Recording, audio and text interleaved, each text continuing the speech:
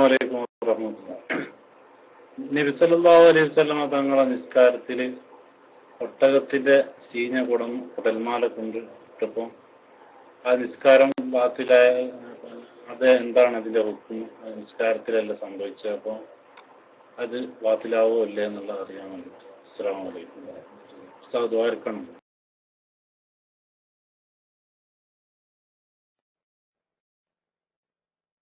റസൂലുള്ളാഹി സ്വല്ലല്ലാഹു അലൈഹി വസല്ലം തങ്ങൾ നിസ്കരിച്ചു കൊണ്ടിരിക്കുമ്പോൾ മക്കാ മുശ്രിക്കുകളായ ചില തമ്മാടികൾ ഹബീബ് സ്വല്ലല്ലാഹു അലൈഹി വസല്ലം തങ്ങളുടെ ഷറഫാക്കപ്പെട്ട കഴുത്തിൽ ഒട്ടകത്തിന്റെ കുടൽമാല കൊണ്ടുവന്നിട്ടു.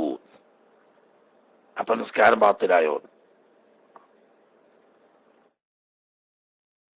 റസൂലുള്ളാഹി സ്വല്ലല്ലാഹു അലൈഹി വസല്ലം തങ്ങൾ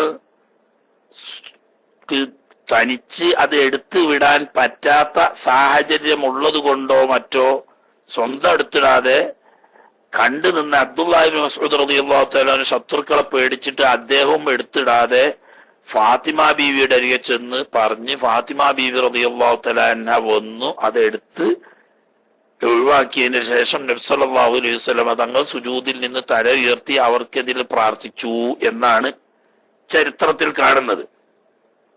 അപ്പോ അതുകൊണ്ട് നിസ്കാരം ബാത്തിലായിട്ടില്ല എന്ന് വരൂല.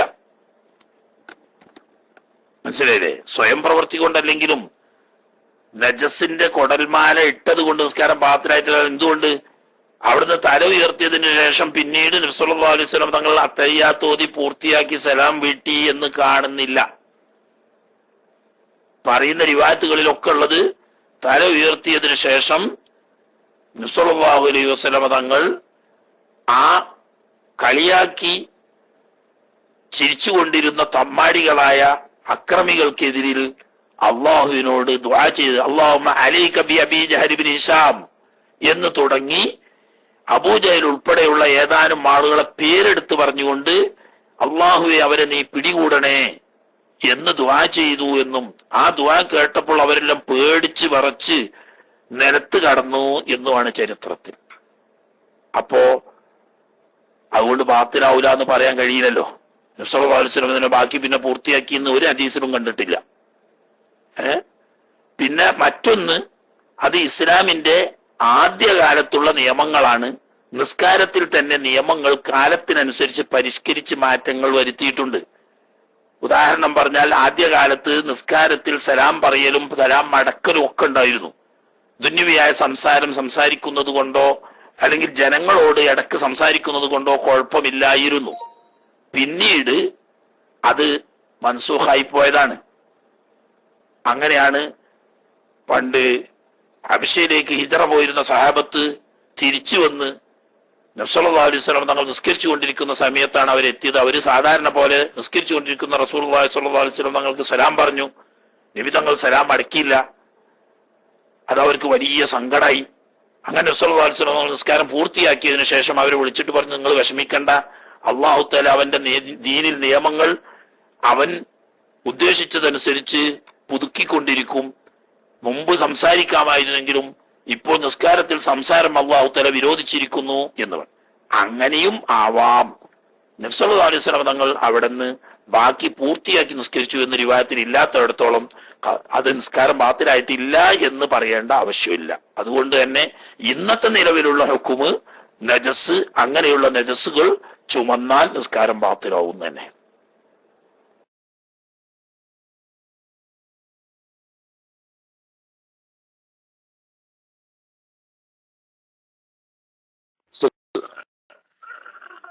അസ്സലാമു അലൈക്കും വറഹ്മത്തുള്ളാഹി വബറകാതുഹു. എന്റെ സംശയം, നിസ്കരിക്കുന്ന സമയത്ത് നമ്മൾ പള്ളിയിലേക്ക് ചെല്ലുമ്പോൾ അവിടെ ജമാഅത്തുണ്ട്, മറലിയില്ലാത്ത ജമാഅത്തുണ്ട്. കാരണം ഇപ്പം ഫിത്തിനെ പേടിക്കുന്ന സമയത്ത് വിവാഹത്താണെങ്കിൽ അവിടെ ജമാഅത്ത് തുടർന്നതിൽ ഒറ്റയ്ക്ക് നിസ്കരിച്ച ഫിത്തിനെ ഭയപ്പെടുന്ന സമയത്താണെങ്കിൽ ആ ജമാഅത്തിൽ കൂടുകയും സുന്നത്തായ നിസ്കാരം കരുതുകയും ചെയ്തതിനു ശേഷം അവർ സലാം വീട്ടിന് ശേഷം അത് സുന്നത്തായി നമുക്ക് സലാം ഫർള് പോലെ അഭിനയിച്ച് സുന്നത്തായി സലാം വീട്ടുക, എന്നിട്ട് ഫർള് തുടരാൻ പറ്റുമോ ഇല്ല അവരെ തുടരേണ്ടതുണ്ടോ? എന്താണ് അവിടുത്തെ മസാല എന്ന് പറഞ്ഞ വളരെ ഉപകാരമായിരുന്നു. ഒരു ചോദ്യം കൊണ്ട് ഇത് കഴിഞ്ഞു. അസ്സലാമു അലൈക്കും.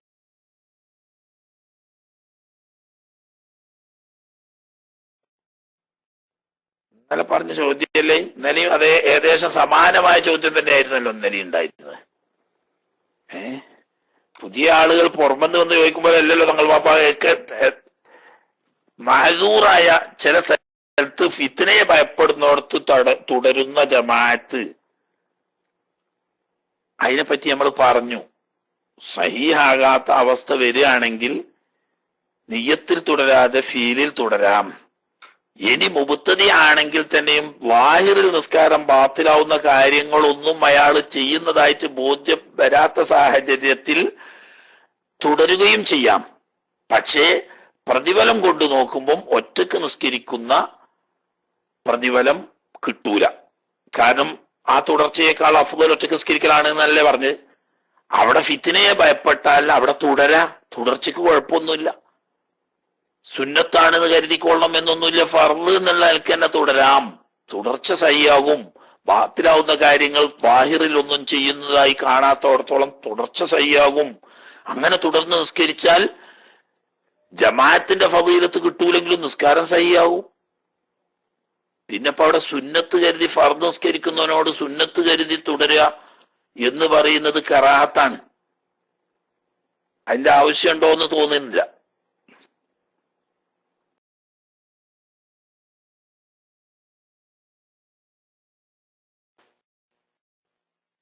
അസ്സലാമു അലൈക്കും വറഹ്മത്തുള്ളാഹി. എനിക്കൊരു ചെറിയ ചോദ്യമുണ്ട്. ഈ ഒത്തിസാരി നജസിൻ ലാ യുഫാനുഹു ഇല്ലാ ഇൻ ദഫഉ ഹാലൻ ഇല്ലാ ഇൻ കശഫ റീഹുൻ ഫയസ്തു ഹാലൻ. ഈ ഹാല് എനിക്കൊരു സമയമുണ്ടോ? ഇപ്പൊ സാധാരണ ഒരു വസ്ത്രം മുഴുവനും അങ്ങനെ കഴിഞ്ഞു പോകണം. അപ്പൊ അത് ഉടുത്ത് കഴിഞ്ഞ് ശരിയ അനക്കത്തോടു കൂടെ അധികരിച്ച പ്രവൃത്തി ഇല്ലാതെ കൊടുക്കാൻ പറ്റുന്നെങ്കിൽ, അപ്പൊ ഈ ഹാല് എന്ന് പറയുന്ന എനിക്ക് എത്ര സമയം എന്ന് കണക്കുണ്ടോ എന്നറിയാനാണ് മൈക്ക് വിട്ടു. അസ്സലാമു അലൈക്കും.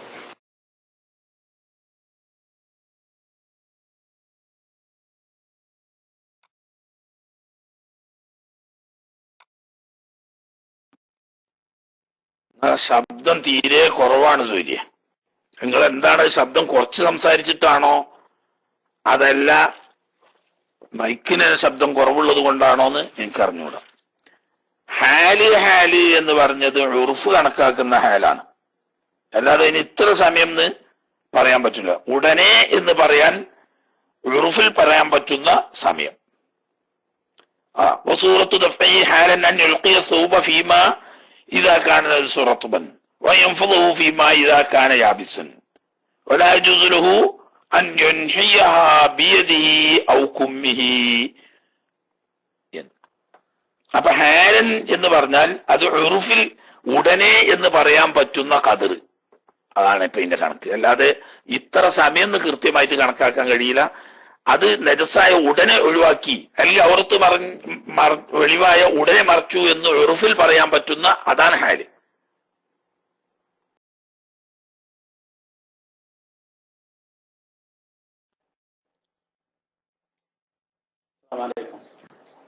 അത് ഈ നിസ്കാരത്തിൽ ഇപ്പൊ നമ്മൾ നെയ്യത്തില് സംശയം വന്നെന്ന് പറഞ്ഞ് ഫറളാണോ അല്ലെങ്കിൽ ഞാൻ നിസ്കരിക്കുന്നു എന്നുള്ള നെയ്യത്തിൽ സംശയം വന്നു കഴിഞ്ഞ് നിസ്കാരത്തിന്റെ ഇടയ്ക്ക് ഇപ്പോൾ 1-2 ഫറള് കഴിഞ്ഞതിന് ശേഷം ഫറളോ ഫറള് കഴിഞ്ഞതിന് ശേഷം സംശയം വന്നാൽ നമ്മൾ വീണ്ടും പിന്നെ ആദിക്കുന്ന, അതായത് വീണ്ടും പിന്നെ ഔലിയ ഫറള ഫാത്തിഹാണെങ്കിൽ ആദിക്കുന്ന ഓതിയാൽ മതി. അങ്ങനെയൊക്കെ ശരിക്കും മനസ്സിലായില്ല. ഒന്നും കൂടി മനസ്സിലാക്കി തരാണ് മനസ്സിലാവുന്നത്. ബൈക്ക് കിട്ടാനുള്ള പ്രയാസം. നിസ്കരിച്ചു കൊണ്ടിരിക്കുന്ന ഒരാള് ഉദാഹരണം പറയാം, ഫാത്തിഹ ഓതുന്ന സമയത്ത്, ഫാത്തിഹ ഓതിക്കൊണ്ടിരിക്കുന്ന സമയത്ത് ഉദാഹരണം പറഞ്ഞാല് ഇയ്യാക നഅ്ബുദു വ ഇയ്യാക നസ്തഈൻ എന്ന് ഓതിയപ്പോ അവിടെ എത്തിയപ്പോ ഇയാൾക്കൊരു സംശയം, ഞാൻ ളുഹ്ർ എന്ന് കരുതിയിട്ടുണ്ടോ അല്ലെങ്കിൽ ഫർളാക്കപ്പെട്ട എന്ന് കരുതിയിട്ടുണ്ടോ ഒരു സംശയം. ആ സംശയം വന്നാൽ അവിടെ പിന്നെ ആ സംശയത്തോടു കൂടി ഓതരുത്. അതാ വേണ്ടത്. സംശയത്തോടു കൂടി ഓതരുത്. ഇയ്യാക നഅ്ബുദു എന്നോടത്ത് എത്തിയിട്ടുണ്ടെങ്കിൽ അവിടെ നിൽക്കുക.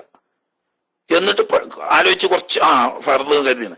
അധികം താമസിക്കാതെ ഒരു സുബ്ഹാനല്ലാഹ് പറയുന്ന ഖദറിന്റെ സമയമായപ്പോഴേക്ക് എന്തായി, ഇയാൾക്ക് ശരിക്കും നിയ്യത്ത് ചെയ്തിരുന്ന ഓർമ്മ വന്നു. എന്നാ പിന്നെ ഇയാക്കൻ അഅ്ബുദു ഇയ്യാക നസ്തഈൻ മുതൽ ആണ്ടു.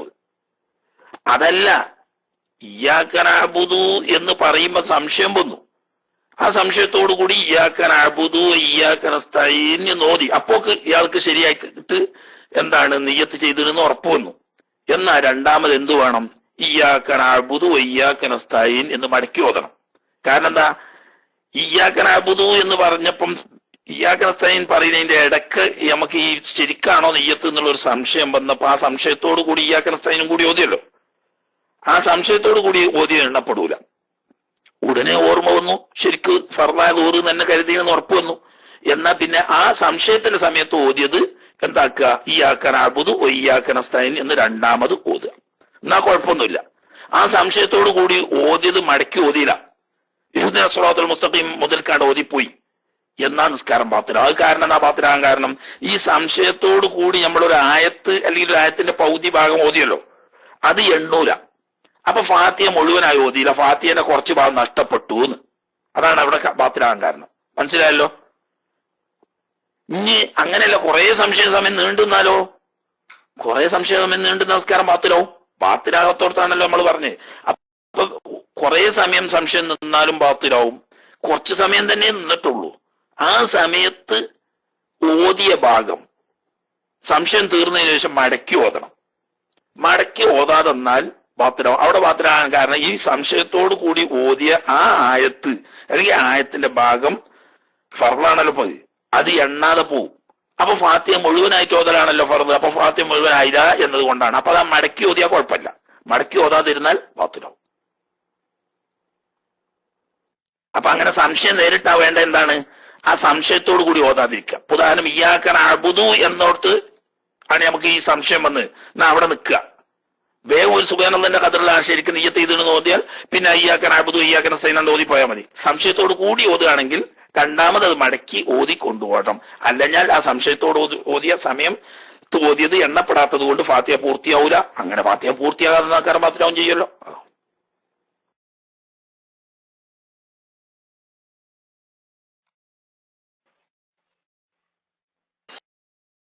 അസ്സലാമു ഉസ്താദെ, ഒരു കുട്ടി യതീമാവും എന്നുള്ളത് എത്ര കൊല്ലത്തോളം എന്നുള്ളതാണ് ഉസ്താദ്? 15 കൊല്ലത്തോളം എന്ന് പറയപ്പെടുന്ന ഒരു പെൺകുട്ടി. എന്നാൽ ഈ 20 കൊല്ലമായ പെൺകുട്ടിക്ക് മംഗലം കഴിയുന്ന സമയത്ത് ചില പള്ളികളിൽ പിരിവാക്കലുണ്ട്. യതീമായ പെണ്ണിന്റെ കല്യാണത്തിന് വേണ്ടി പണം പിരിക്കുന്നെന്ന്. ഈ കുട്ടിയെ പറ്റി യതീമെന്ന് പറയാമോ? ഇങ്ങനെ പണം ഉണ്ടാക്കാമോ എന്നല്ല ഉസ്താദ്.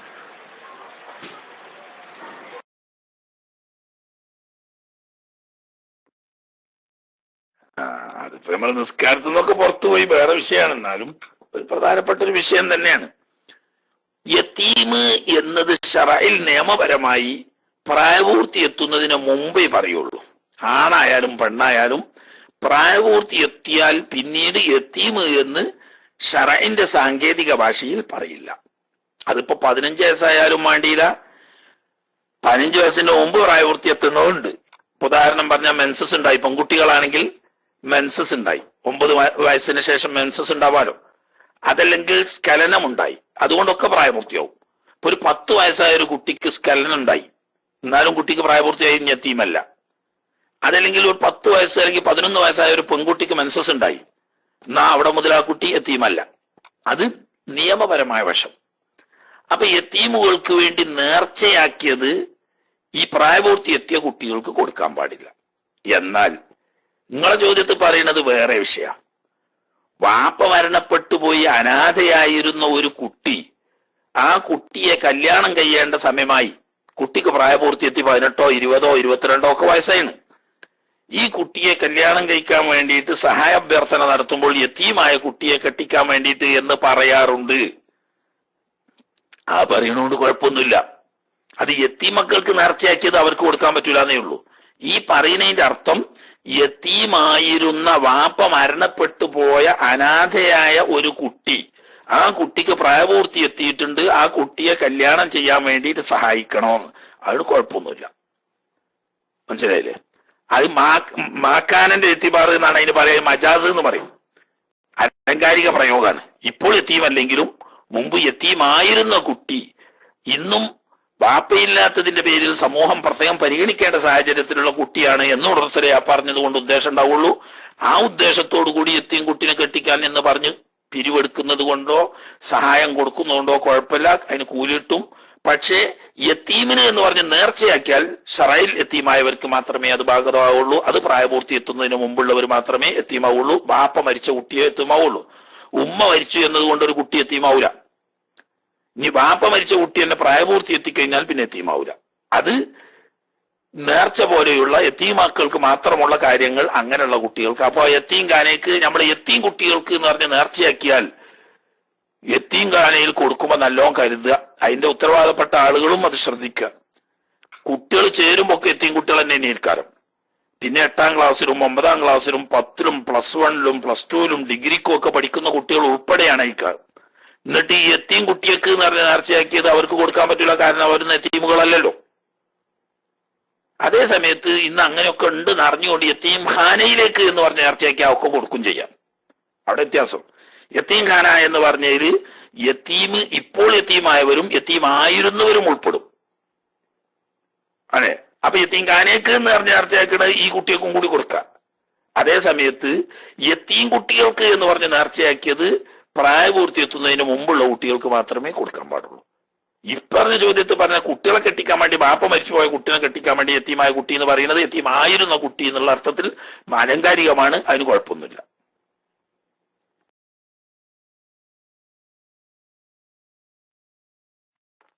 അസ്സലാമു അലൈക്കും വറഹ്മത്തുള്ളാഹി വബറകാതുഹു. അൽഫലാഹ് മൈക്ക് ഉണ്ടെങ്കിൽ മൈക്ക് എടുക്കാത്ത മൈക്ക് എടുക്കാം.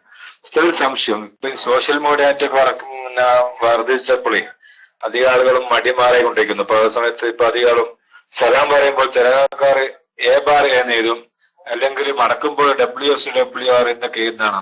അല്ലെങ്കിൽ ചില ആൾക്കാർ സലാം എന്ന് എഴുതുന്നതാണ്.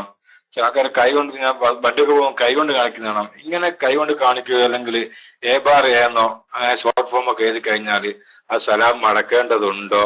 ആ മടക്കൽ കേട്ടവർക്കുള്ള നിർബന്ധമുള്ളൂ. അപ്പൊ ഇത് ആ മസലയിൽ പെടുമോ? അതിനെപ്പറ്റി ഒന്ന് വിശദീകരിച്ച വളരെ ഉപകാരമായിരുന്നു. പക്ഷെ അത് വിഷയസംബന്ധമായതല്ലാതുകൊണ്ട് ഇന്നത്തെ അല്ലാത്ത ആണെങ്കിലും കുറെ ആൾക്കാർ അതിനെപ്പറ്റി ചോദിച്ചിരുന്നു. അതൊന്ന് ചോദിക്കാൻ വേണ്ടിയാണ് ഒക്കെ. അസ്സലാമു അലൈക്കും വറഹ്മത്തുള്ളാഹി വബറകാതുഹു.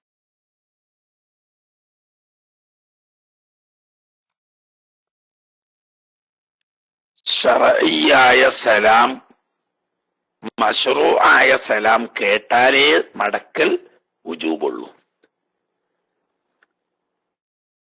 മനസ്സിലായേ? മശ്റൂആയ സലാം കേട്ടാലേ സലാം മടക്കൽ വുജൂബുള്ളൂ.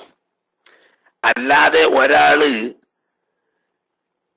തങ്ങൾ പാപ്പ പറഞ്ഞതുപോലെ സലാം കേൾക്കാതെ കണ്ടതിന് വേണ്ടിയിട്ട് സലാം മടക്കുകയോ അതല്ലെങ്കിൽ ഈ പറഞ്ഞ ഷോർട്ട് ഫോം എഴുതി അതിന് സലാം അടക്കുകയോ ഒന്നും ചെയ്യൽ സലാം അടക്കുക എന്നുള്ളവർക്ക് വുജൂബില്ല. സലാം ചൊല്ലുക എന്നുള്ള സുന്നത്തും അതിന് കിട്ടൂല. സലാം ചൊല്ലുക, അത് കേൾക്കുക, കേട്ടവർ മടക്കുക. അതേ സമയത്ത് വാക്കാൽ മടക്കിയിട്ട് നമ്മൾ മടക്കുന്നുണ്ട് എന്ന് അറിയാൻ വേണ്ടി ഇങ്ങനെ ഷോർട്ട് ഫോം അടിച്ചോട്ടെ, അതിന് കുഴപ്പമൊന്നുമില്ല. മനസ്സിലായില്ലേ? നമ്മൾ വാക്കാൽ വലൈക്കും അസ്സലാം പറഞ്ഞു, എന്നാലും നമ്മൾ ഈ കൂട്ടത്തിൽ സഹകരിക്കുന്നുണ്ട് എന്ന് അറിയാൻ വേണ്ടിയിട്ട് നമ്മൾ എന്താക്കുന്നു, സ്ക്രീനിൽ ടെസ്റ്റ് അടിക്കുന്നു. അതിലിപ്പോ വലൈക്കും അസ്സലാം വറഹ്മത്തുള്ളാഹി വബറകാതുഹു എന്ന് വേണമെങ്കിൽ അങ്ങനെ എഴുതാ. ഇനി അതല്ലാതെ അതിന്റെ ഷോർട്ട് ഫോം ആയിട്ട് എന്തെഴുതുന്നു, വലൈക്കും അസ്സലാം വറഹ്മത്തുള്ളാഹി വബറകാതുഹു ഓരോന്നിനും 3W ഇട്ടിട്ട് അതിന്റെ ചുരുക്കം കൊടുത്താൽ കുഴപ്പമൊന്നുമില്ല. കാരണം എന്താ, സലാം മടക്കുക എന്ന് പറഞ്ഞാൽ നാവ് കൊണ്ട് മടക്കണം. അത് മടക്കുക മറ്റുള്ളവർ ഇത് അറിയില്ലല്ലോ. നമ്മള് അതിപ്പോ ഏതുപോലെ എന്ന് വെച്ചാല് വണ്ടിയിൽ പോകുന്ന ഒരാള് നിൽക്കുകയോ ഇരിക്കുകയോ നടക്കുകയോ ചെയ്യുന്ന ആൾക്ക് സലാം പറഞ്ഞാൽ ഇവര് മടക്കണല്ലോ. ഈ മടക്കുമ്പോ കൈ കൊണ്ട് ഇഷാർത്ത് ചെയ്യൽ സുന്നത്തുണ്ട് എന്ന് പറയും. മടക്കൽ നാവ് കൊണ്ട് തന്നെ മടക്കണ്ടത്, പക്ഷേ കൈകൊണ്ട് ഇഷാർത്ത് ചെയ്യൽ സുന്നത്തുണ്ട്. അതിന്റെ കാരണം എന്താന്ന് വെച്ചാല് നമ്മൾ ഇവിടുന്ന് സലാം മടക്കുന്നത് ഈ വണ്ടി ഓടുന്ന വണ്ടിയിൽ പോകുന്ന ആൾക്ക് നമ്മൾ സലാം മടക്കുന്നത് ചിലപ്പോൾ കേൾക്കാൻ കഴിയില്ല. അപ്പൊ നമ്മൾ കേൾക്കാവുന്ന രീതിയിൽ മടക്കുന്ന കൂട്ടത്തിൽ കൈകൊണ്ടൊന്ന് ഇഷാർത്തും ചെയ്താൽ എന്താവും, ഈ കൈകൊണ്ട് ഇഷാർത്ത് ചെയ്യുന്നതുകൊണ്ട് ഇവൻ സലാം കേട്ടിട്ടുണ്ടെന്നും മടക്കിയിട്ടുണ്ടെന്നും ഇയാൾക്ക് മനസ്സിലാക്കാൻ കഴിയും.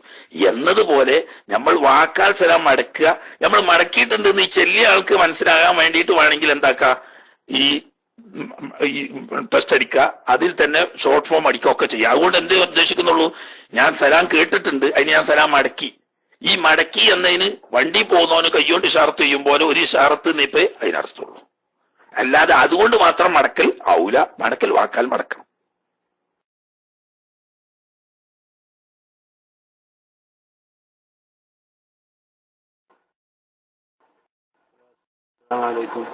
എന്റെ ചോദ്യം എന്ന് വെച്ചാൽ, ഇപ്പൊ നമ്മൾ ഈ ബാത്റൂമിൽ ഇപ്പോൾ ഒരു ക്ലോസറ്റുകളൊക്കെ ഉണ്ടായിരുന്നു.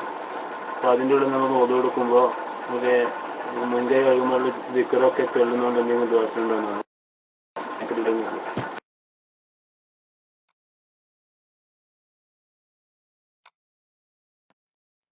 ഒരു വസ്തു എനിക്ക് മനസ്സിലായിട്ടില്ല. ശബ്ദമില്ല, അതിന്റെ പുറമെ ഒരു ഷൂ എന്നുള്ള ഒരു ശബ്ദമാണ് ഉയർന്നു കേൾക്കുന്നത്. ശബ്ദം വ്യക്തമായി കേൾക്കാത്ത ചോദ്യങ്ങൾക്ക് മറുപടി പറയാൻ കഴിയില്ല എന്ന് പറയേണ്ടതില്ലല്ലോ. സൗണ്ട് ഞാൻ ഇവിടെ ഉള്ള പരമാവധി 100ക്ക് 100 കൂട്ടി വെച്ചാണ്. അപ്പൊ അതുകൊണ്ട് ശബ്ദം കൂട്ടി ചോദിക്കണം. ശബ്ദമില്ലാതെ നമുക്ക് മറുപടി പറയാൻ കഴിയില്ല എന്നുള്ള ഉറപ്പാണല്ലോ.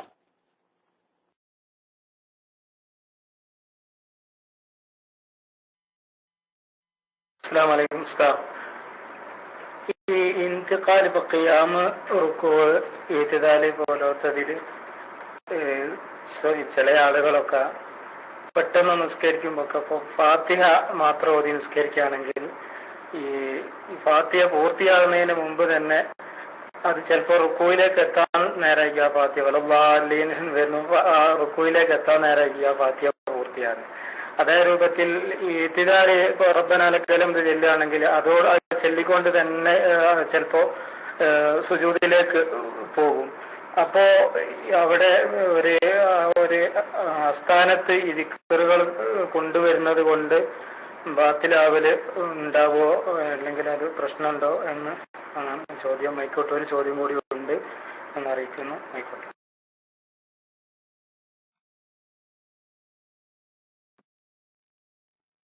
സുന്നത്ത് നിസ്കാരത്തിലാണെങ്കിൽ ഫാത്തിഹ ഓതി പൂർത്തിയാകാൻ സമയത്ത് റുക്കൂയിലേക്ക് കുനിഞ്ഞു. ആ റുക്കൂയോട് അടുക്കുന്ന സമയമായിട്ടാണ് ഫാത്തിഹ പൂർത്തിയായതെങ്കിലും നിസ്കാരം സഹിയാവും. കാരണം സുന്നത്ത് നിസ്കാരത്തിൽ നിൽക്കാൻ കഴിയുള്ളവൻ തന്നെ ഇരുന്ന് നിസ്കരിക്കൽ വരെ, ചെരിഞ്ഞു കിടന്ന് നിസ്കരിക്കൽ വരെ സഹിയാവുന്നത് കൊണ്ട് റുക്കൂവിന്റെ ഖദറിൽ എത്തിയ സമയത്ത് ഫാത്തിഹ ഓതിയാലും സുന്നത്ത് നിസ്കാരത്തിൽ സഹിയാവും. അതേ സമയത്ത് ഫർള് നിസ്കാരത്തിലാണെങ്കിൽ നിസ്കാരം സഹിയാവൂല. കാരണം ഫർള് നിസ്കാരത്തിൽ നിൽക്കാൻ കഴിവുള്ളവർ നിൽക്കൽ ഫർളാണ്. ഫാത്തിഹ ഖിയാമ് എന്ന് പറയുന്ന ഫർളിൽ പൂർണ്ണമായി നിർവഹിക്കൽ നിർബന്ധമാണ്. അപ്പൊ ഫാത്തിഹയിൽ നിന്നുള്ള ഒരു ഹർഫെങ്കിലും ഖിയാമിലല്ലാതെ വന്നാൽ ഫർള് നിസ്കാരം സഹിയാവൂല. മറ്റെന്താ, നിങ്ങളെ ചോദ്യം കുറച്ച് തിരക്കും കൂടുതലാണ്, കുറച്ചൊരു വ്യക്തത കുറവും ഉണ്ട്. ഒരു ഭാഗം, ഫസ്റ്റിലെ ഭാഗം ഏതാണ്ട് ഞാൻ കേട്ടതാണ് ഇപ്പൊ പറഞ്ഞത്.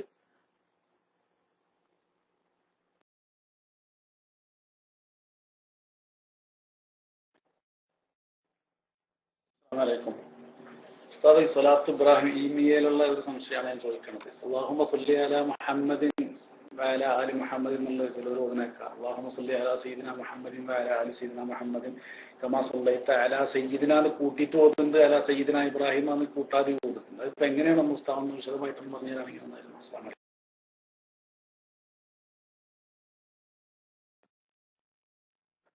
രണ്ടും സഹീഹാകുമെങ്കിലും സയ്യിദിനെ കൂട്ടിയിട്ട് ഓതലാണ് അഫ്ളൽ. കാരണം അത് അദബ് അങ്ങനെയാണ്. രണ്ടോർത്തിരും, അതായത് ഖലീലുല്ലാഹി ഇബ്രാഹിം അലൈഹി സ്വലാമിന്റെ പേര് പറയുമ്പോഴും ഹബീബുല്ലാഹി സ്വല്ലല്ലാഹു അലൈഹി വസല്ലം തങ്ങളുടെ പേര് പറയുമ്പോഴും സ്വന്തം പേര് പറഞ്ഞുകൊണ്ട് ചൊല്ലിയാൽ സലാത്ത് സഹിയാകും, നിസ്കാരത്തിന് കുഴപ്പമില്ല. പക്ഷേ സയ്യിദിനെ കൂട്ടിയിട്ട് ഓതലാണ് അദബ്. അതുകൊണ്ട് അദബാണ് ഏറ്റവും ഉത്തമം. അതുകൊണ്ട് സയ്യിദിനെ കൂട്ടി പറയലാണ് നല്ലത് എന്ന് മഹാന്മാരായ ഇമാമിയങ്ങൾ വ്യക്തമായി അവരുടെ കിതാബുകളിൽ പറഞ്ഞിട്ടുണ്ട്. അപ്പൊ അല്ലാഹുമ്മ സ്വല്ലി അലാ സയ്യിദിനാ മുഹമ്മദിൻ വഅലാ ആലി സയ്യിദിനാ മുഹമ്മദിൻ കമാ സ്വല്ലൈത അലാ സയ്യിദിനാ ഇബ്രാഹിം വഅലാ ആലി സയ്യിദിനാ ഇബ്രാഹിം എന്നിങ്ങനെ സയ്യിദിനെ കൂട്ടിയിട്ട് പറയലാണ് കൂട്ടാതെ പറയുന്നതിനേക്കാൾ കൂടുതൽ നല്ലത്. കാരണം അത് ബഹുമാനവും ആദരവും ആണ്, അത് അദബിന്റെ രീതിയാണ്, അതാണ് ഉത്തമം. ഇനി ഒരാൾ അല്ലാഹുമ്മ സ്വല്ലി അലാ മുഹമ്മദിൻ വഅലാ ആലി മുഹമ്മദിൻ കമാ സ്വല്ലൈത അലാ ഇബ്രാഹിം വഅലാ ആലി ഇബ്രാഹിം എന്നാണ് ഓതുന്നതെങ്കിൽ നിസ്കാരത്തിന് അതുകൊണ്ട് കുഴപ്പമില്ല, സ്വലാത്ത് ചൊല്ലിയ സുന്നത്ത് കിട്ടും, ഒക്കെ കിട്ടും. ഓക്കെ, അപ്പൊ രണ്ടും പറ്റുമെങ്കിൽ സയ്യിദിനെ കൂട്ടിയിട്ട് പറയലാണ് കൂടുതൽ ഉത്തമം, അതാണ് അദബ്.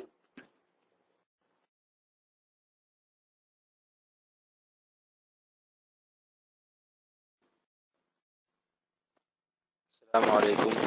എൻ്റെ ശബ്ദം കേൾക്കുന്നുണ്ടെന്ന് വിശ്വസിക്കുന്നു.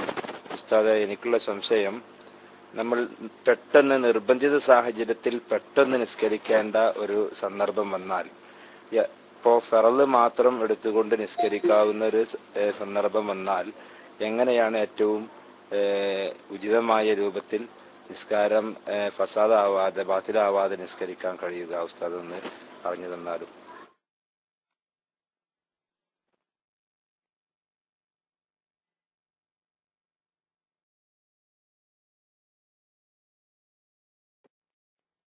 ഫർള് മാത്രം എടുത്ത് ളുഹർ എന്ന ഫർള് ഞാൻ നിസ്കരിക്കുന്നു എന്ന് നിയ്യത്ത് ചെയ്ത് അല്ലാഹു അക്ബർ ചൊല്ലി വേഗം ബിസ്മില്ലാഹിർ റഹ്മാനിർ റഹീം എന്ന് ചൊല്ലി ഫാത്തിഹ ഓതി വലല്ലാഹീൻ ആമീൻ പറഞ്ഞാട് അല്ലാഹു അക്ബർ എന്ന് ചൊല്ലി റുകൂൽ സുബ്ഹാന റബ്ബിയൽ അളീം എന്ന് ഒരു പ്രാവശ്യം പറയുക, സമിഅല്ലാഹു ലിമൻ ഹമിദ എന്ന് ചൊല്ലി റബ്ബനാ ലക്കൽ ഹംദു എന്ന് മാത്രം പറയുക, വേഗം സുജൂദിലേക്ക് പോയി സുബ്ഹാന റബ്ബിയൽ അഅല എന്നൊരു പ്രാവശ്യം പറയാ, ഉയർന്ന് റബ്ബി ഗഫിർലി എന്ന് പറയുന്ന ഖദർ ഇരിക്കുക, രണ്ടാമത് സുജൂദിൽ സുബ്ഹാന റബ്ബിയൽ അഅല എന്ന ഖദർ മാത്രം സുജൂദ് ചെയ്യുക.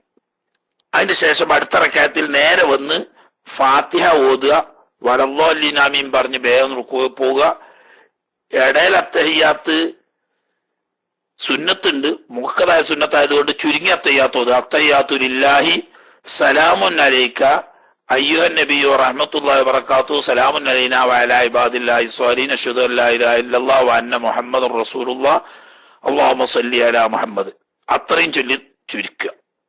പിന്നെ ബാക്കിയുള്ള 2 റക്അത്തിൽ സൂറത്ത് ഏതായാലും ഓതണ്ടല്ലോ. ഇതുപോലെ അവസാനം അത്തഹിയ്യാത്ത് അല്ലാഹുമ്മ അത്തഹിയ്യാത്തു ലില്ലാഹി സലാമുൻ അലൈക അയ്യുഹൻ നബിയ്യു റഹ്മത്തുള്ളാഹി വബറകാതുഹു സലാമുൻ അലൈനാ വഅലാ ഇബാദില്ലാഹി സ്വാലിഹീൻ അഷ്ഹദു അൻ ലാ ഇലാഹ ഇല്ലല്ലാഹ് വ അന്ന മുഹമ്മദുർ റസൂലുള്ളാഹ് അല്ലാഹുമ്മ സ്വല്ലി അലാ മുഹമ്മദ് വഅലാ ആലി മുഹമ്മദ്. അത്രയും ചൊല്ലിയിട്ട് സലാം വീട്ടാം. ഓക്കെ.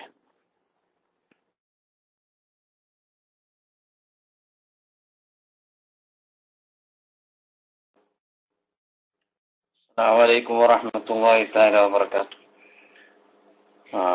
ആദ്യമായി മൈക്ക് നാട്ടിൽ നിന്നാവുമ്പോഴേ നമ്മൾ മൈക്കിന് ക്ലിക്കുമ്പോഴേക്ക് മൈക്ക് വേറെ ആളെ കയ്യിൽ പോകുന്നുണ്ട്. കുറച്ച് സാവകാശം കഴിഞ്ഞാലും മൈക്ക് കിട്ടില്ല. പിന്നെ അൽഹംദുലില്ലാഹ് കേൾവിക്കാർ ഉസ്താദിന്റെ കല്യാണത്തിന്, മകന്റെ കല്യാണത്തിനൊക്കെ പോയി റാഹത്തായി. നമ്മുടെ STV ഒരു കൂട്ടം ആളുകൾ സംഗമം ഉണ്ടായിരുന്നു. അൽഹംദുലില്ലാഹ് വളരെ റാഹത്തായി സന്തോഷത്തോടു കൂടി സത്യോസ്താവും ഞാൻ ഇപ്പോൾ തിരിച്ചെത്തിയുള്ളൂ. പിന്നെ ഇനി ചോദ്യത്തിലേക്ക് കടക്കാം. ഒരു ചോദ്യം ഇവിടെ വന്നത്, ളുഹർ നിസ്കാരത്തിൽ ഇമാമ് മുന്നേ ഫാത്തിഹ ഓതിക്കഴിഞ്ഞാൽ നിസ്കാരം ബാത്തിലാകുമോ എന്നാണ് ഒരു ചോദ്യകർത്താവ് ചോദിച്ചിട്ടുള്ളത്. ഞാൻ മൈക്കറിൽ ചെയ്യുന്നു. അസ്സലാമു അലൈക്കും വറഹ്മത്തുള്ളാഹി. ഒരു ചോദ്യം കൂടി ഉണ്ട്.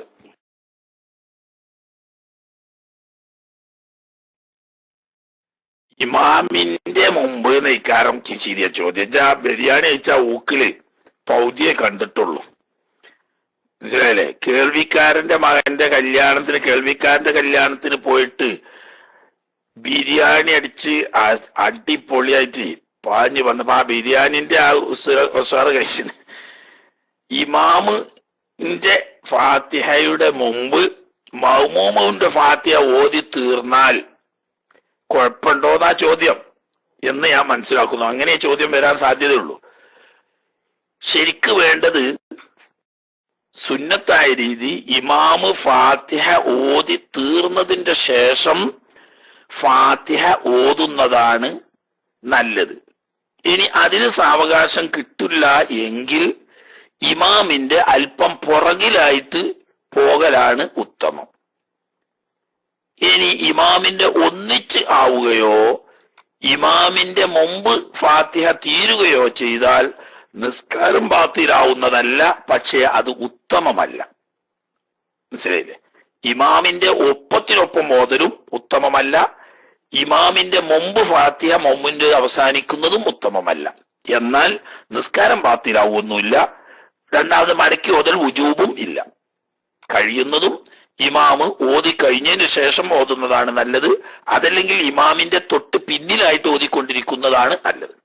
ഇനി ഒന്നിച്ചാവുകയോ ഇമാമിന്റെ മുമ്പ് കഴിയുകയോ ചെയ്താൽ നിസ്കാരം ബാത്തിലാവില്ല, ഫാത്തിഹ എണ്ണപ്പെടുകയും ചെയ്യും. അതുകൊണ്ട് തന്നെ മടക്കി ഓതൽ വുജൂബും ഇല്ല.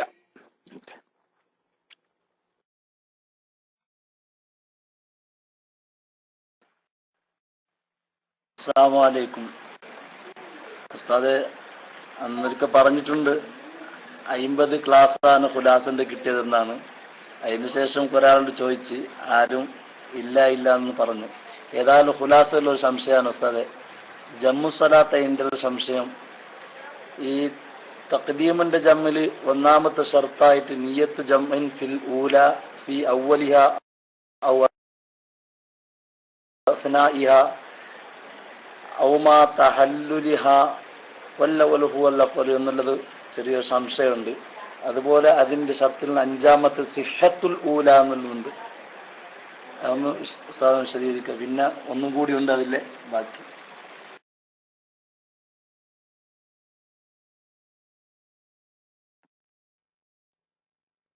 ഖുലാസ ഫുള്ള് ദർസ് നടന്നാണ്. അതൊക്കെ അതിന്റെ ഇതുണ്ടാവും. അതിന്റെ ആളുകളോട് ഒന്നുകൂടി ബന്ധപ്പെട്ടാൽ അറിയാം. ഖുലാസ ഫസ്റ്റ് മുതൽ തുടങ്ങിയിട്ട് ലാസ്റ്റ് അവസാനം വരെ ദർസ് നടന്നാണ്. തന്നെയല്ല, അവസാനിച്ചത് ബഹുമാനപ്പെട്ട ഖുലാസയുടെ മുസന്നിഫാവുന്ന നമ്മളെ പ്രിയപ്പെട്ട ബാവോസ്താദ് തന്നെ അന്ന് ക്ലാസ്സിൽ വരികയും ദുആത്ത് ചെയ്യുകയൊക്കെ ചെയ്തിട്ടുണ്ട്. അത്രയും പൂർണ്ണമായി ഖുലാസന്റെ ദർസ് നടന്നിട്ടുണ്ട്. അത് കീജീരി അതിന്റെ അടുക്ക് DC ആയി എന്ന് അറിഞ്ഞ് അതിന് ഇവിടെ ഉണ്ടാവും, റെക്കോർഡ് ഉണ്ടാവും കീജീരി. പിന്നെ അപ്പോ അതൊക്കെ പറഞ്ഞു പോയതാണ്. അത് രണ്ടാമത് ആരോടെങ്കിലും ബന്ധപ്പെട്ട അതിന്റെ ബാക്കി ഭാഗങ്ങൾ കിട്ടും. ഏതായാലും ഇപ്പൊ ചോദിച്ചു ഞാൻ ചുരുക്കി പറഞ്ഞുതരാം.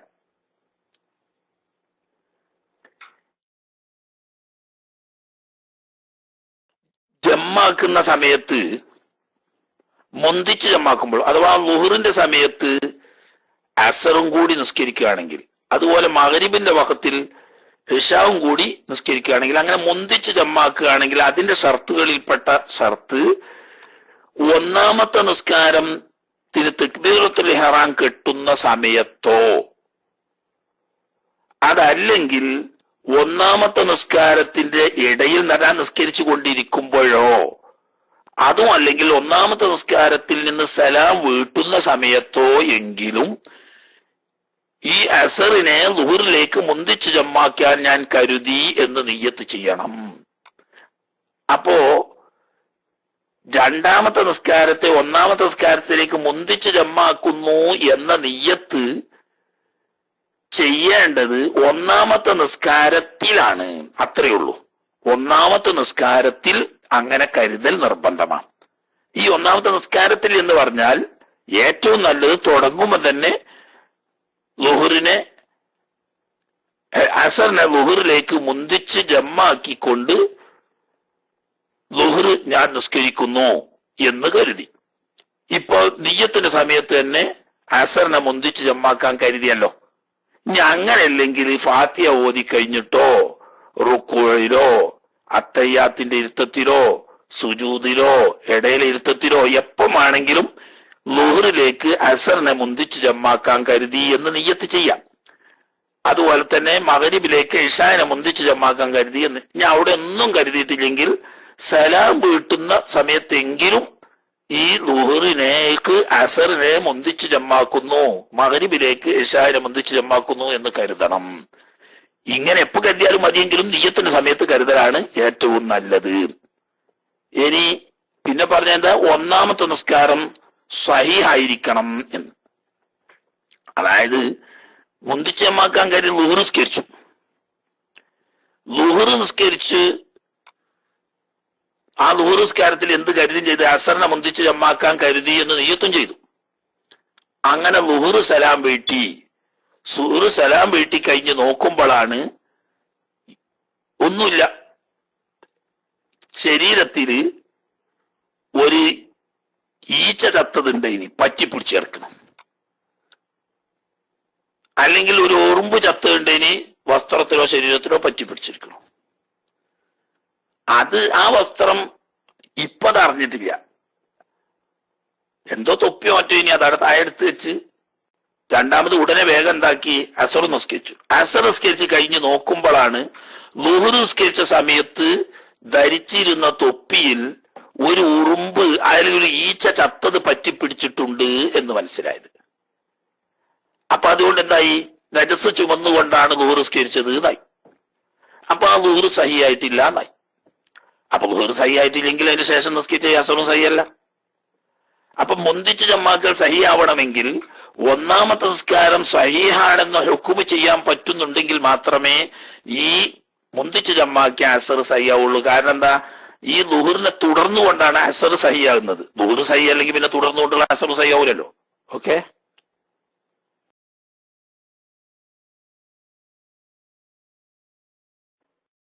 അസ്സലാമു അലൈക്കും സാർ. നേരത്തെ തങ്ങൾ ചോദിച്ച ചോദ്യത്തിൽ നിന്ന് വന്നൊരു ചോദ്യമാണ്. ഈ ബൈലക്സ് സലാം എഴുതി അയക്കുമ്പോൾ ഈ കത്തില് അയക്കുന്ന ഹുക്കും വരുമോ? കാരണം കത്ത് അയക്കുമ്പോൾ ഒരാൾക്ക് മാത്രമാണല്ലോ സാധാരണ അയക്കല്, ബൈലക്സിലാകുമ്പോൾ എല്ലാവർക്കും കൂടിയാണല്ലോ വരുന്നത്. അപ്പോൾ ആ ഹുക്കും വരികയാണെങ്കിൽ മടക്കൽ സുന്നത്ത് വരുമോ എന്ന് അറിയാൻ വേണ്ടിയിട്ടാണ് ഉസ്താദ് പ്രത്യേകം ദ്വാരക്കണം എന്ന് പറഞ്ഞു. അസ്സലാമു അലൈക്കും.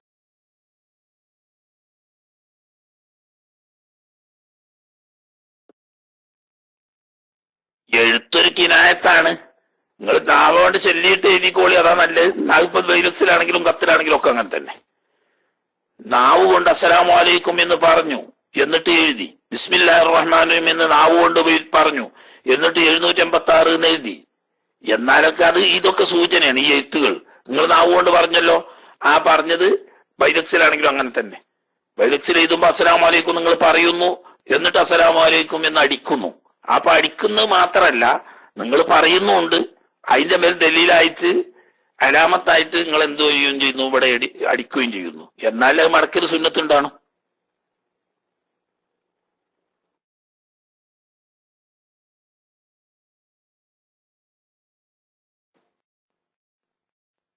അസ്സലാമു അലൈക്കും. നമ്മള് നിസ്കാരത്തിന്റെ ഇടയിൽ ചുമച്ചുകൊണ്ട് കഫം വരികയോ അല്ലെങ്കിൽ മൂക്കിലെ മ്ലാച്ചം കയ്യുമാവുകയൊക്കെ ചെയ്താൽ നിസ്കാരം ബാത്തിലാകുന്ന സാഹചര്യം ഉണ്ടോ എന്ന് വിശദീകരിച്ചു.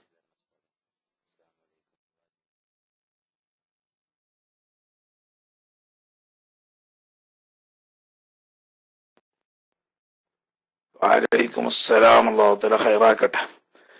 അതുകൊണ്ട് നിസ്കാരം ബാത്തിലാവില്ല. കാരണം അതൊന്നും രസമല്ല, മനസ്സിലായേ? കാർക്കിച്ച് വരുന്ന കഫം, അതായത് ചുമയിലൊക്കെ മറ്റു പുറത്തു വരുന്ന കഫം, മൂക്കിൽ നിന്ന് വരുന്ന കഫം, അതൊന്നും നജസല്ല. നമ്മുടെ ഉമിനീര്, കഫം തുടങ്ങിയതൊന്നും നജസല്ല, അതൊക്കെ ത്വാഹിറാണ്. അതുകൊണ്ട് നിസ്കാരം ബാത്തിലാവും. പക്ഷേ മ്ലേച്ഛ വസ്തുവാണ്, മലിനമല്ല, മ്ലേച്ഛ വസ്തുവാണ്. അതുകൊണ്ട് പള്ളിയിലാക്കാൻ പാടില്ല. പള്ളി എന്താണ്, ഒരു ഹുർമത്തുള്ള ബഹുമാനിക്കപ്പെടുന്ന വസ്തുവാണല്ലോ. അപ്പൊ ആ പള്ളിയിൽ നമ്മൾ തുപ്പലാക്കുക, അതുപോലെ തന്നെ നമ്മളെ മൂക്കുന്നുള്ളത് അല്ലെങ്കിൽ വായിൽ നിന്ന് വരുന്ന ഈ കഫം, ഉമിനീര് പോലത്തത് പള്ളിയുടെ മുസല്ലകളിലൊന്നും ആക്കാൻ പാടില്ല. കാരണം അതൊക്കെ ബഹുമാനിക്കപ്പെടുന്ന മഹത്തറമായ വസ്തുക്കളാണ്. എന്നാൽ നമ്മുടെ വസ്ത്രത്തിലോ ശരീരത്തിലോ മറ്റോ ആയാൽ അതുകൊണ്ട് നിസ്കാരത്തിന് യാതൊരു കുഴപ്പമില്ല. കാരണം എന്താ, നജസല്ല. മനസ്സിലായില്ലേ? അപ്പൊ അതുകൊണ്ട് നല്ലത് വല്ല ടിഷ്യൂ പേപ്പറൊക്കെ ഉണ്ടെങ്കിൽ അത് തുടച്ചിട്ട് കീശയിൽ വെക്കാം. കീശയിൽ വെക്കുമ്പോൾ കുഴപ്പമില്ല, കാരണം നജസല്ല. പള്ളിയിലിടാൻ പാടില്ല. അത് പള്ളിയിലിടാൻ പാടില്ലാത്ത നജസായത് കൊണ്ടല്ല, മ്ലേച്ഛ വസ്തുവാണ്, പള്ളി ബഹുമാനിക്കപ്പെടുന്ന വസ്തുവാണ്. അപ്പൊ അതിനെ നിന്ദിക്കുന്ന ഒരു അവസ്ഥ വരുന്നത് കൊണ്ട് പള്ളിയിലിടാൻ പാടില്ല. നജസല്ലാത്തത് കൊണ്ട് നമ്മുടെ ദേഹത്തിലോ വസ്ത്രത്തിലോ ആയതുകൊണ്ട് കുഴപ്പമില്ല. അപ്പോ ടവല് കൊണ്ടോ ടിഷ്യൂ പേപ്പർ കൊണ്ടോ തുടക്കുക മൂക്ക്. അതുപോലെ തന്നെ കഫം വന്നത് അതിലേക്ക് തുപ്പുക, എന്നിട്ട് അത് നമ്മളെ പോക്കറ്റിൽ വെച്ചാൽ മതി. നജസല്ലല്ലോ, നിസ്കാരത്തിന് കുഴപ്പമില്ല.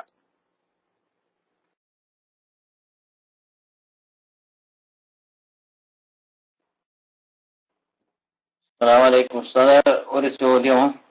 ഇപ്പോ സുബീഹില് 2-ാം റക്അത്തിൽ ഇമാമിനോട് തുടർന്നു. അപ്പൊ ആ റക്അത്തില് ഖുനൂത്ത് ഓതി.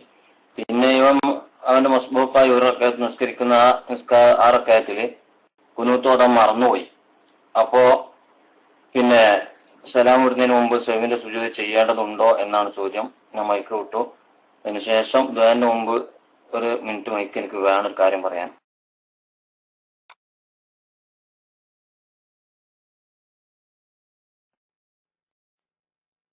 ഞാൻ മറുപടി പറയുന്നതിന് മുമ്പ് ഡി സി ആയില്ല കേട്ടോ. നേരത്തെ നല്ല ചൊർക്കിൽ പറഞ്ഞു. ഇനി അതൊന്നും കേൾക്കാൻ നിന്നില്ല. അതിന് മുമ്പ് DC ആയിപ്പോയി.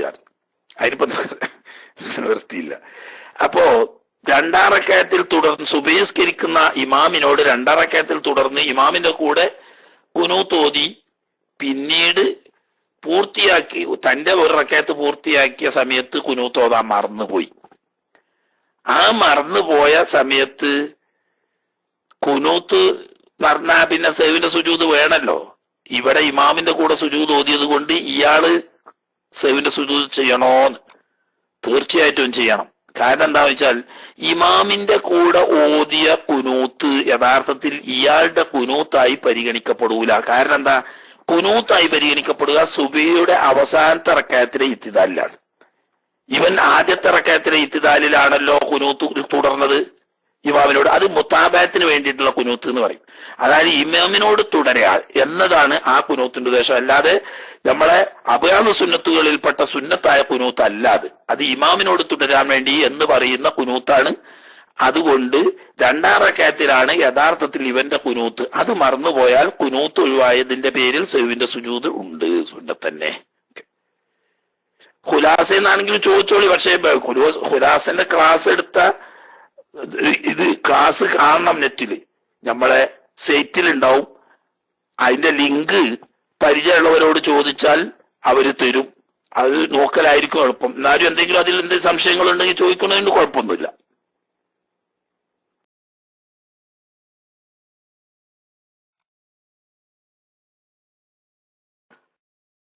അസ്സലാമലൈക്കും. എന്റെ ചോദ്യം എന്ന് വെച്ചാല് ഈ ബാത്റൂമിലൊക്കെ ക്ലോസറ്റ് ഉണ്ടാകാറില്ല. അപ്പൊ അവിടെ നിന്ന് ഒളിവ് ചെയ്യുന്ന സമയത്ത് നമ്മൾ ഈ മുൻകൈയൊക്കെ കഴുകുമ്പോൾ ആ ദിക്ർ ചൊല്ലല്ലോ, അഷ്ഹദു അല്ലാ ഇലാഹ, അതുപോലത്തെ ദിക്ർ ചൊല്ലാൻ പാടുണ്ടോ എന്നാണ് ഞാൻ മൈക്ക് റിലീസ് ചെയ്യുന്നത്. അസ്സലാമലൈക്കും.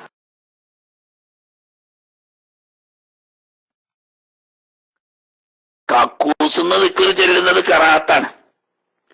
അപ്പൊ അവിടെ മനസ്സിൽ മാത്രം ചെല്ലിയാ മതി. ശരീരം കേൾക്കുന്നവർക്ക് ചെല്ലുമ്പോഴാണല്ലേ ചെല്ലാന്നറിയാം. അങ്ങനെ ചെല്ലാതെ നിന്നാ മതി, എന്നാ കുഴപ്പമില്ല. ഇനി അല്ലാതെ ചെല്ലിയ ഹറാമിന്റെ കുറ്റമൊന്നും കിട്ടൂല, പക്ഷേ ഖറാഅത്താണ്.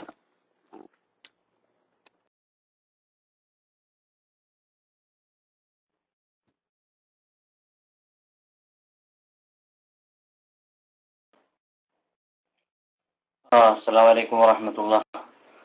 ഖുലാസന്റെ കഴിഞ്ഞ ക്ലാസ്സിൽ ലഭിക്കാൻ നമ്മുടെ അഡ്മിൻ അബൂ റഫയുമായിട്ട് ബന്ധപ്പെട്ടാൽ മതി. അദ്ദേഹത്തിന്റെ അടുത്ത് ഇതിന്റെ ലിങ്കുകൾ ഉണ്ടായിരിക്കും. നമ്മുടെ സൈറ്റിലുള്ളതിന്റെ പുറമെ സൈറ്റിൽ 50 ക്ലാസ് ഉണ്ടാവുള്ളൂ. അതിന് ബാക്കി അബൂ റഫയുമായിട്ട് ബന്ധപ്പെട്ടാൽ നിങ്ങൾക്ക് ലഭിക്കുന്നതാണ് എന്നുകൂടി അറിയിക്കുന്നു. പിന്നെ ഞാൻ മൈക്ക് വേണമെന്ന് പറഞ്ഞത് നമ്മുടെ ക്ലാസ് റൂമിൽ സജീവമായി പങ്കുകൊള്ളുന്ന അഡ്മിൻ കൂടിയായ അഖിലം വസൂൽ എന്ന ഐഡിയിൽ നിന്നുള്ള ആ കുടുംബത്തിലെ കുഞ്ഞുമോൻ 12 വയസ്സായ കുട്ടി ഉസ്താദിനോട് പ്രത്യേകം ദുആ ചെയ്യാൻ വേണ്ടി പറഞ്ഞതുകൊണ്ടാണ് ഞാൻ പറയുന്നത്. എനിക്ക് PM അയച്ചിരുന്നു. അത് ഇന്ന് രാവിലെ നാട്ടിലേക്ക് പുറപ്പെട്ടിരിക്കുകയാണ്. ദറസ് വിദ്യാഭ്യാസം തുടർന്ന് പഠിച്ചുകൊണ്ട് ഒരു നാഫിയ ആലിമായി അല്ലെങ്കിൽ ഉഖ്റവിയായ ഒരു ആലിമായി വളരാനും അള്ളാഹുവിന്റെ പൊരുത്തത്തിലായി ജീവിതം മുന്നോട്ട് കൊണ്ടുപോകുന്ന രക്ഷിതാക്കൾക്കും നാടിനും നാട്ടുകാർക്കും ഉപകരിക്കുന്ന ഒരു ആലിമായി തീരാൻ ആഗ്രഹിക്കുന്നുണ്ട് രക്ഷിതാക്കള്. അപ്പൊ അതിനു വേണ്ടിയിട്ട് ആ കുഞ്ഞിനെ അയച്ചിട്ടുണ്ട് ജലീൽ സഖാഫി ഉസ്താദിന്റെ ദർസിൽ തുടർന്ന് പഠിക്കാൻ വേണ്ടിയിട്ട്. അപ്പോൾ പ്രത്യേകം ദുആ ചെയ്യാൻ വേണ്ടി പറഞ്ഞിട്ടുണ്ട്. കുട്ടിയുടെ ഉയർച്ചയ്ക്ക് വേണ്ടിയിട്ടും ആ കുട്ടിയുടെ ബുദ്ധി വർദ്ധിപ്പിക്കാൻ വേണ്ടിയിട്ടും നാഫിയ ഇൽമ് ലഭിക്കാൻ വേണ്ടിയിട്ടും അത് എന്നെ ഏൽപ്പിച്ചത് ഞാൻ പറയാൻ വേണ്ടിയാണ് മൈക്ക് ആവശ്യപ്പെട്ടത്. ഇൻഷാ അല്ലാഹ് ഞാൻ മൈക്ക് ഉദ്ദേശിക്കുന്നു. അസ്സലാമു അലൈക്കും വറഹ്മത്തുള്ളാഹി വബറകാതുഹു.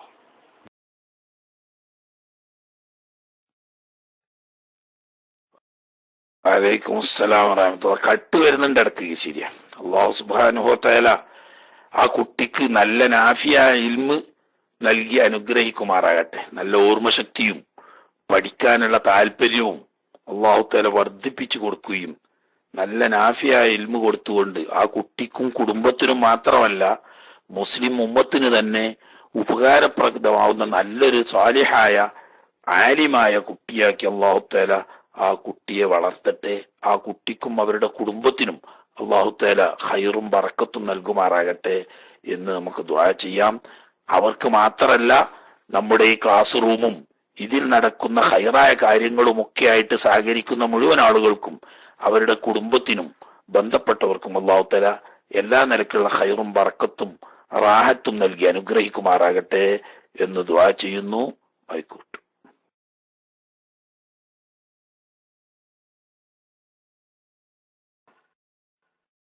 അസ്സലാമു അലൈക്കും ഉസ്താദെ. ഇപ്പൊ അത്തഹിയ്യാത്തിൽ അഷ്ഹദു അല്ലാ ഇലാഹ ഇല്ലല്ലാഹ് എന്ന് പറയുമ്പോൾ കൈ ഉയർത്താൻ വിട്ടുപോയാല് അതിനുശേഷം കൈ ഉയർത്തിയാൽ സുന്നത്ത് ലഭിക്കുമോ?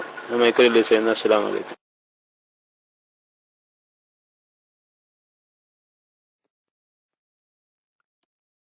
കൈ ഉയർത്തേണ്ടത് ഇല്ലല്ലാ എന്ന് പറയുന്ന സമയത്ത് ആ സുന്നത്ത്, അതിന്റെ ശേഷം ഉയർത്തൽ സുന്നത്തുണ്ടോ എന്നുള്ളത് എന്റെ ശ്രദ്ധയിൽപ്പെട്ടിട്ടില്ല. കാണാതെ അങ്ങനെ പെട്ടെന്ന് പറയാനും കഴിയില്ല.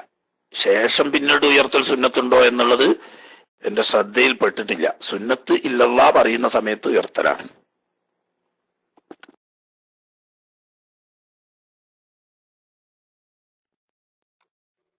അസ്സലാമു അലൈക്കും. ഈ ഉംറക്ക് പോണ സമയത്ത് ഉംറക്ക് നമ്മൾ ഉളു എടുക്കുമ്പോൾ ഹനഫി മദ്ഹബ് പ്രകാരം ഉളു ചെയ്യേണ്ടതുണ്ടോ? അസ്സലാമു അലൈക്കും.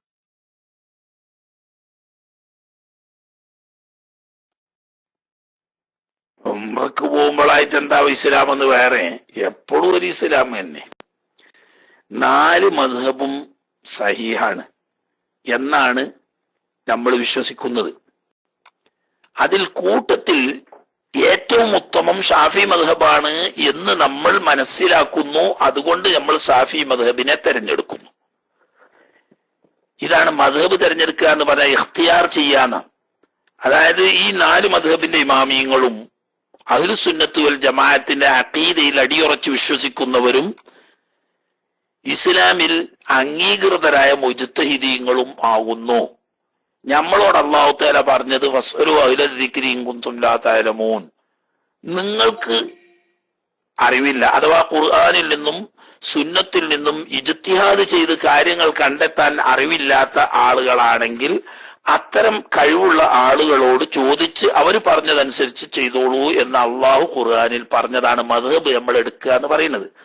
അപ്പൊ ലോകത്ത് തർക്കമില്ലാത്ത കാര്യമാണ് ഈ 4 മദ്ഹബിന്റെ ഇമാമിയങ്ങളും ഖുർആൻ, സുന്നത്ത്, ഇജ്മാ, ഖിയാസ് എന്നീ 4 പ്രമാണങ്ങളിൽ നിന്നും നിയമപരമായി ഇസ്ലാമിന്റെ വിധിവിലക്കുകൾ കണ്ടെത്താൻ കഴിവുള്ള യോഗ്യരായ ഇമാമിയങ്ങളാണ് എന്ന്.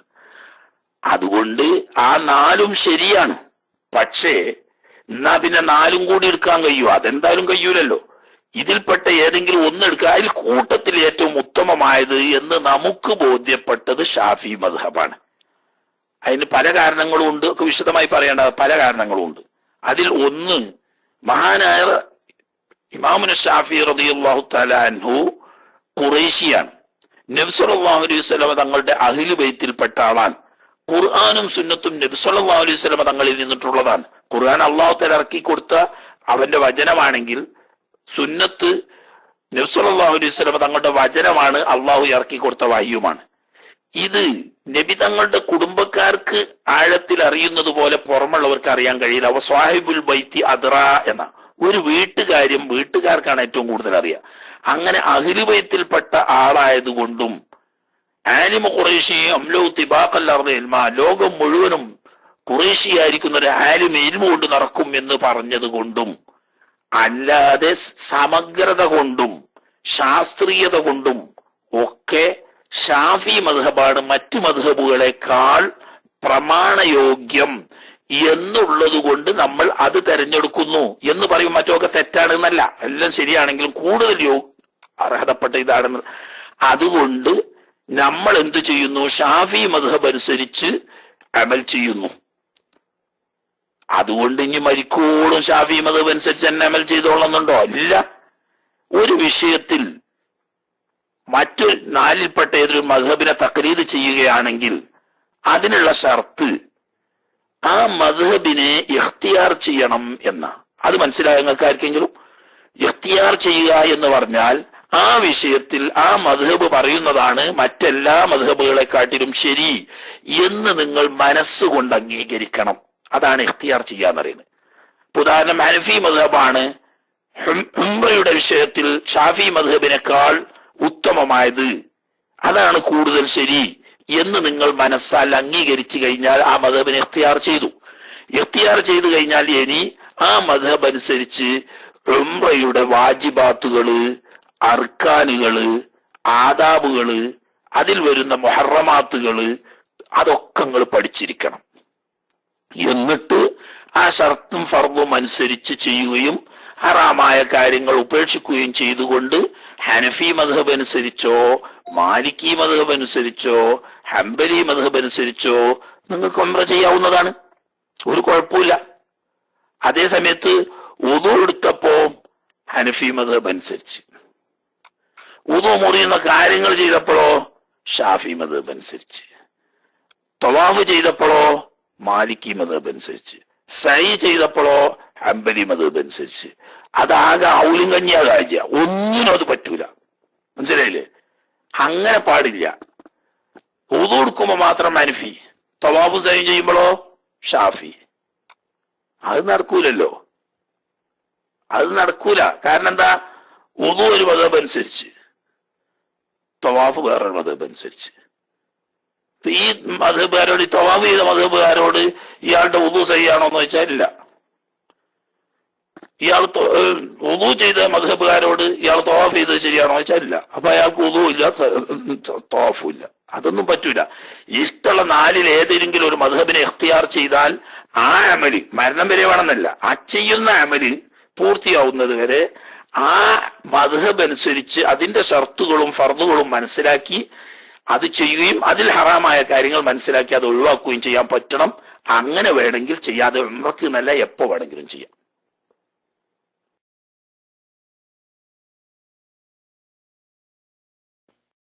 ഹലോ, അസ്സലാമു അലൈക്കും ഉസ്താദ്. ഈ അയ്യാമുൽ ബീദിന്റെ നോമ്പുണ്ടല്ലോ, അപ്പൊ 13, 14, 15 എടുക്കണം. അത് ഒരാളൊന്ന് വിട്ടുപോയാൽ അത് പിന്നീട് വീട്ടിൽ സുന്നത്തുണ്ടോ? പ്രത്യേകിച്ച് ആ 3 ദിവസത്തിനുള്ള പ്രാധാന്യം, ആ പ്രാധാന്യം വെച്ചിട്ട് അത് പിന്നീട് ഖളായിട്ട് വിടാൻ പറ്റുമോ എന്നുള്ളതാണ് ചോദ്യം. അസ്സലാമു അലൈക്കും.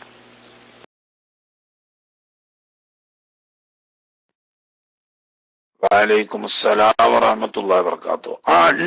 പറ്റുന്നതാണല്ലോ. അപ്പൊ അങ്ങനെ പറ്റും, അതിന് കുഴപ്പമൊന്നുമില്ല. അതായത് പതിവുള്ള ആളുകൾക്ക് മുഅക്കദായ സുന്നത്തായ ഒരു കാര്യം പതിവാക്കി കൊണ്ടുവരുന്ന ആൾക്ക് വല്ല സംഗതി വശാലും അന്നത് ചെയ്യാൻ പറ്റാതിരുന്നാൽ പിന്നീട് അത് ഖളാ വീട്ടൽ സുന്നത്തുണ്ട്.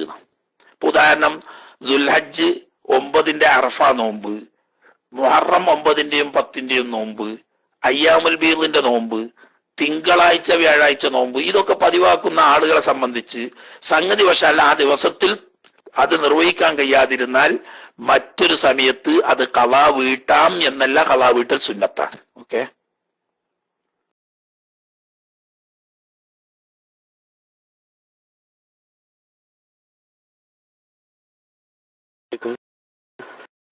ഹലോ, അത് ഈ വസ്വാസം ഇല്ലാതിരിക്കാൻ എന്താണ് പോകാൻ വഴി? മൈക്ക് റിലീസ് ചെയ്യുന്നത്. അസ്സലാമു അലൈക്കും.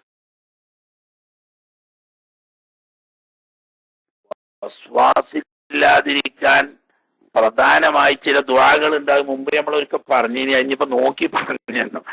ആ ദുആകളൊക്കെ ചെയ്യുക.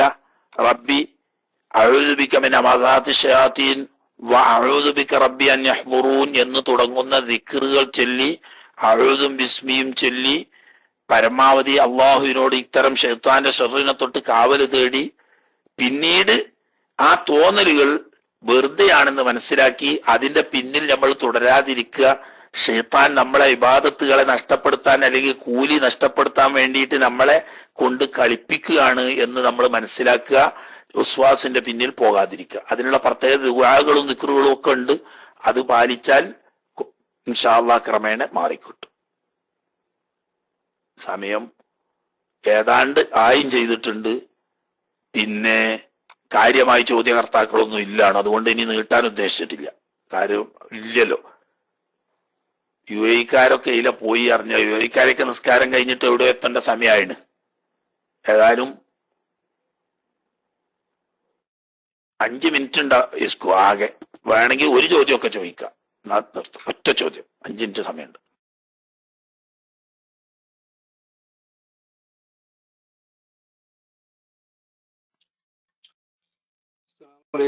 ഉസ്താദ്, ജമാഅത്ത് നടക്കുന്നതിന്റെ മുന്നായിട്ട് നമുക്ക് പള്ളി നിസ്കരിച്ച് പുറത്തിറങ്ങിയപ്പോൾ ജമാഅത്ത് നടക്കുന്നുണ്ട്. അപ്പൊ ആ നിസ്കാരത്തിലേക്ക് നമ്മൾ പങ്കെടുക്കാൻ പറ്റുമോ? അസ്സലാമു അലൈക്കും.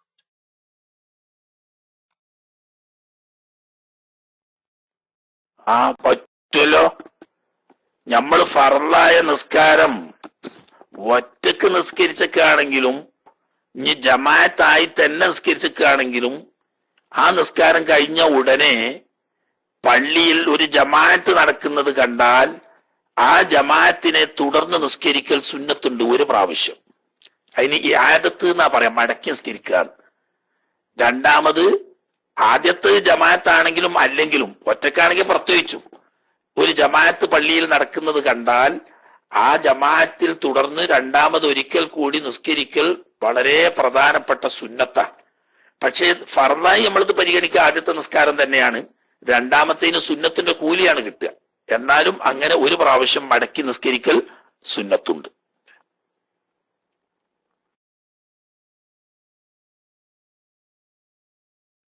അതിൽ പ്രത്യേക നിയ്യത്ത് എന്തെങ്കിലും വെക്കണുണ്ടോ ഉസ്താദ്? അല്ലെങ്കിൽ നിസ്കരിക്കാതെ പോകുന്നതുകൊണ്ട് എന്തെങ്കിലും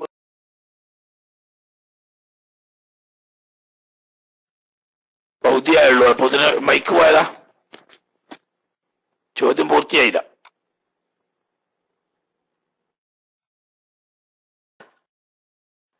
ഹലോ, എന്റെ ചോദ്യം എന്ന് വെച്ചാൽ ഇപ്പൊ നിസ്കാരത്തിൽ പള്ളിയിൽ ജമാഅത്ത് നിസ്കരിക്കുമ്പോൾ അയാൾ അവിടെ നിന്ന് അതിലെ മറ്റേ വാതിലിന്റെ സൈഡുള്ള വാതിലൂടെ പുറത്തേക്ക് പോയാൽ അപ്പോൾ ആള് ഒഴിവ് വന്നില്ലേ? അങ്ങനെ ഒഴിവ് വന്നാൽ ബാക്കിലുള്ളവരുടെ ജമാഅത്തിന് എന്തെങ്കിലും കോട്ടം സംഭവിക്കുമെന്നാണ്. അസ്സലാമു അലൈക്കും.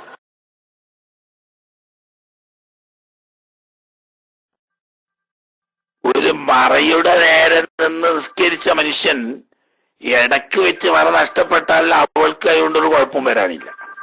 അതേസമയത്ത് നിസ്കരിക്കാൻ നിൽക്കുമ്പം മറയില്ലാതെ നിൽക്കുമ്പം അതുകൊണ്ട് പ്രതിഫലം നഷ്ടപ്പെടും. നിസ്കരിക്കാൻ തുടങ്ങുമ്പോൾ മറയുടെ അടുത്ത് തന്നെയാണ് നിന്നത്, അപ്പൊ അവന്റെ അടുക്കൽ യാതൊരു വീഴ്ചയും ഇല്ല.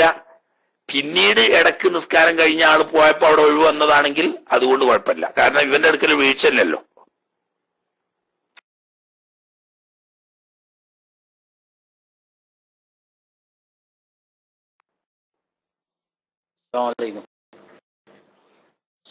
സ്ത്രീകളെ സ്കാൻ ചെയ്താല് കുളിക്കണ്ട ഇതുണ്ടോ എന്നുള്ളൊരു സംശയം ചോദിച്ചാണ്. സ്കാൻ മനസ്സിലായിട്ടുണ്ടെന്നായിരുന്നു. സ്കാൻ ചെയ്യുമ്പോൾ അകത്ത് ആവുമല്ലോ, അപ്പോൾ അതിനെങ്ങനെ കുളി നിർബന്ധമാവും എന്താന്നുള്ളത് അറിയാൻ വേണ്ടിയിട്ട്. അസ്സലാമു അലൈക്കും.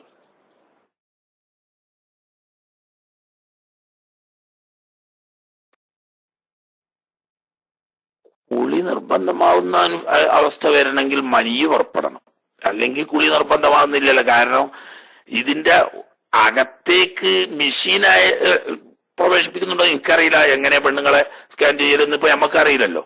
നമ്മളെ സ്കാൻ ചെയ്യുമ്പോൾ വയറ്റിന്റെ മുകളിലാണ്, അടിവയറ് വരെ ആ സാധനം ഇങ്ങനെ നടത്തുന്നല്ലാതെ മാറ്റൊന്നും ഞാൻ കണ്ടിട്ടില്ല, ഞാൻ അനുഭവിച്ചിട്ടില്ല. എനിക്കൊരിക്കൽ സ്കാൻ ചെയ്തിരുന്നു ചെറിയൊരു ടെസ്റ്റിന് വേണ്ടിയിട്ട്. അപ്പൊ അത് വയറ്റത്ത് മുഴുവനും അതിന്റെ അടിവയറ് വരെ ആ സാധനം അങ്ങനെ നടത്തുന്നുണ്ട് എന്നല്ലാതെ ഇനി സ്ത്രീകളുടേത് അതിന്റെ ഉള്ളിൽ പ്രവേശിപ്പിക്കുന്നുണ്ടോ എന്ന് എനിക്കറിയില്ല. ഇനി ഉണ്ടെങ്കിൽ തന്നെ അതുകൊണ്ട് കുളി നിർബന്ധമാവില്ല. അത് മുഖേന സ്ഖലനം സംഭവിച്ചിട്ടുണ്ടെങ്കിൽ മാത്രമേ കുളി നിർബന്ധമാവുള്ളൂ.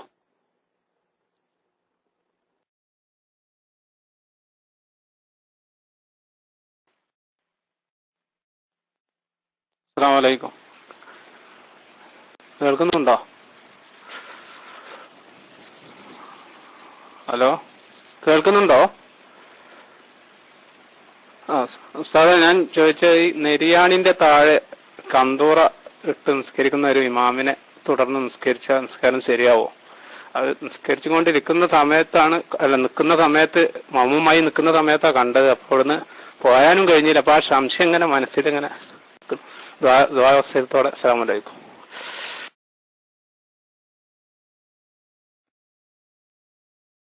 നിസ്കാരം ചെയ്യാവും. നിസ്കാരം ചെയ്യാണതിന് കുഴപ്പമൊന്നുമില്ല. നെരിയാണിക്ക് താഴെ വസ്ത്രം താഴ്ത്തി ഉടുക്കുന്നത് അതൊരു ഒരു അന്തസ്സിന്റെ പേരിൽ പവറിന് വേണ്ടിയാണെങ്കിൽ ഹറാമും, യാദർച്ഛികമായി സംഭവിച്ചതാണെങ്കിൽ കറാത്തുമാണ്. ഏതായാലും അത് പതിവായി ചെയ്യുന്നവരെ തുടരൽ സുന്നത്തില്ല, ഫാസിഖായി തീരും. എന്നാൽ തുടർന്നാൽ നിസ്കാരം സഹിയാവും. മൗമൂമിന്റെ നിസ്കാരം സഹിയാവാതിരിക്കുകയില്ല, നിസ്കാരം സഹിയാണ്. ഓക്കെ, സമയം അങ്ങെത്തിന്ന് ബാങ്ക് കൊടുക്കാനായി അവിടെ നിർത്തുകയാണ്. അല്ലാഹു സുബ്ഹാനഹു വ തആല എന്താ ചെറുപ്പസ്ഥ, എന്താ സമയം കഴിഞ്ഞാണല്ലോ ബാങ്ക് കൊടുക്കാനായി.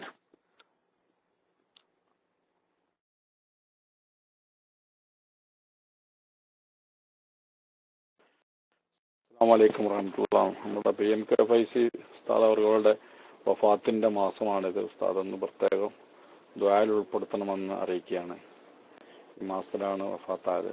കൂടി ദുആയിൽ ഉൾപ്പെടുത്താൻ വേണ്ടിയിട്ട് റജബ് 15-നാണ്. 5 കഴിഞ്ഞെങ്കിലും മാസം തന്നെയാണ്. ഉസ്താദ് ദുആയിൽ ഉൾപ്പെടുത്താൻ വേണ്ടി പറയാണ്. അസ്സലാമലൈക്കും.